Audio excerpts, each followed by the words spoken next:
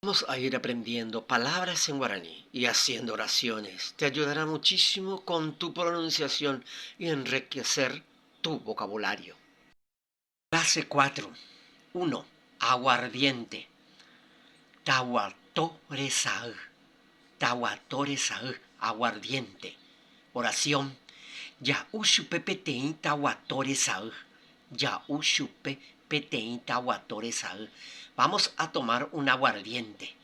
Número 2. Agujero. Cuá. Agujero. Cuá. Pe caballo joa petein cuape. Pe caballo joa petein cuape. Ese caballo se cayó en un agujero. Número 3. Ahora. Coanga. Coanga. Marcos. Eweru shebe coanga shekure. Marcos. Eweru shebe coanga shekure. Marcos, tráeme ahora mi chancho.